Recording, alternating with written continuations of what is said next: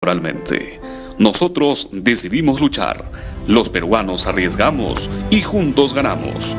Aprendimos de nuestros errores y estamos hoy dispuestos a dar la batalla una vez más. Por esa revolución inclusiva, por esos millones de peruanos a los que aún no les llega el crecimiento ni el desarrollo.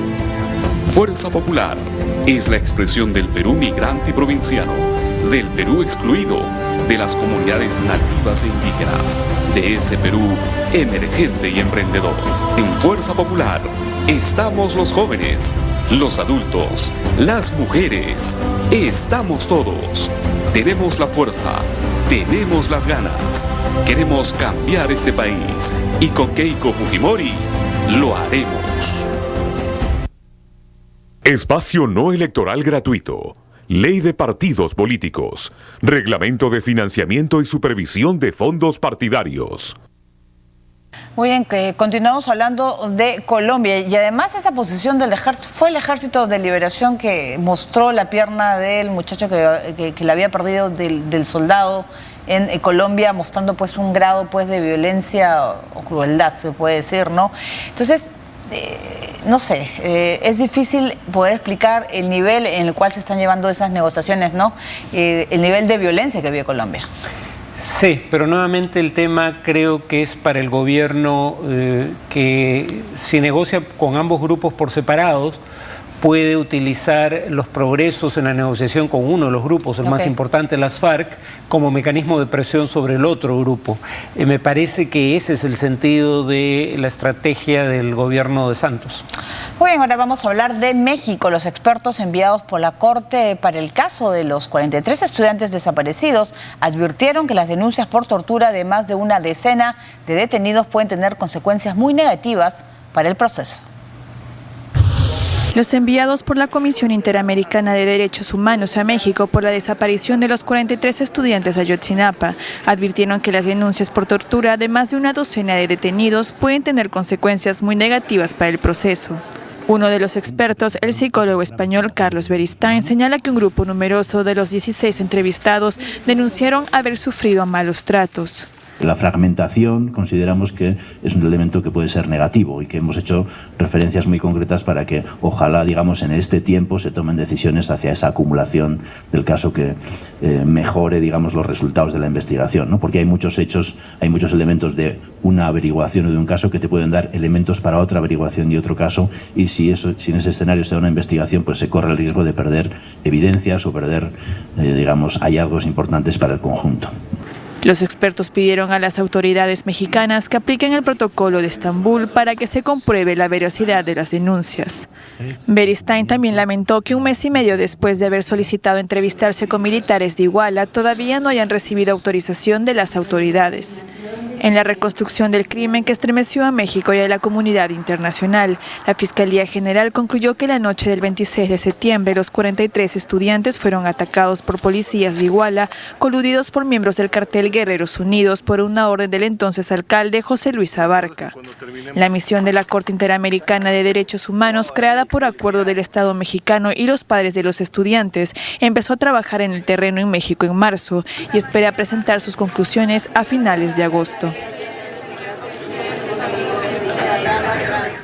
Muy bien, pues vamos a hablar del caso de los 43 estudiantes desaparecidos, un caso pues que al final no se pudo aclarar, ¿no? Pese a lo que piden las familias y ahora lo que está advirtiendo la Corte por la posibilidad de separar el tema de la tortura, ¿no? Bueno, es que un enviado de Naciones Unidas ya había indicado en un informe reciente que la tortura durante interrogatorios policiales era una práctica generalizada e impune en México.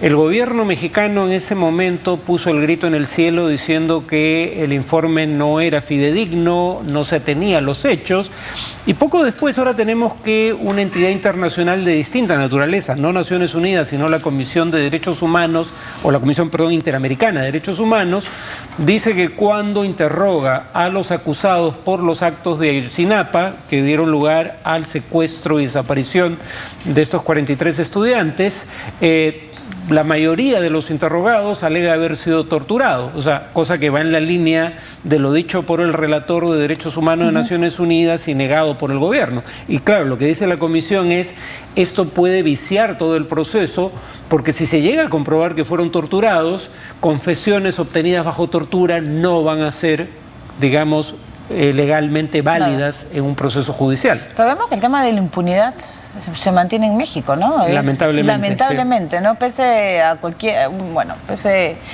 a las, no sé, pues a las familias que sufren y todo, ¿no? Todo queda igual, o peor.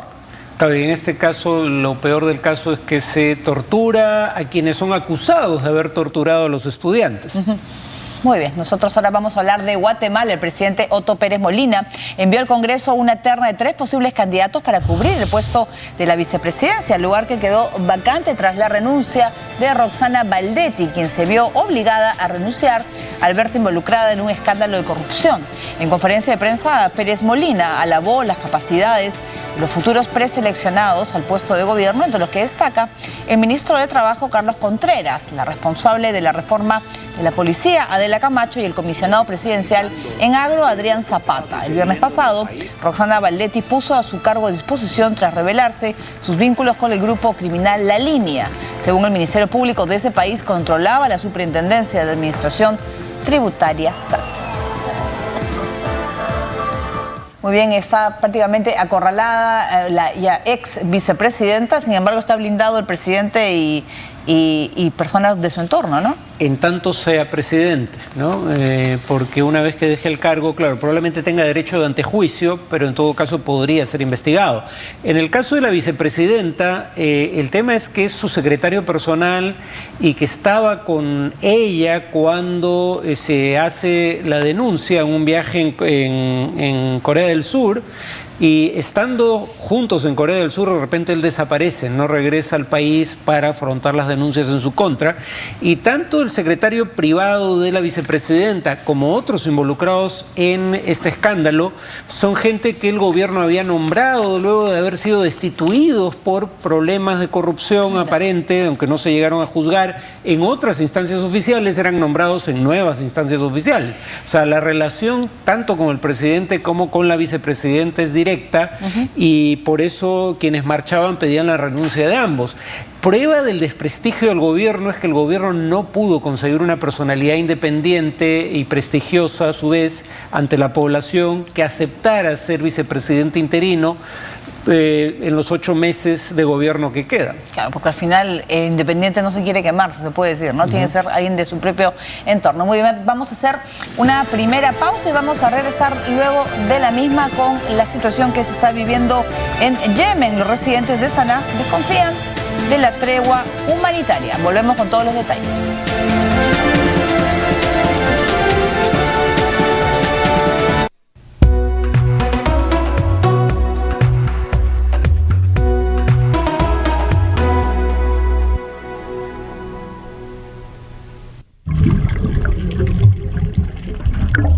Una aventura extraordinaria. Un recorrido por fantásticas y hermosas playas.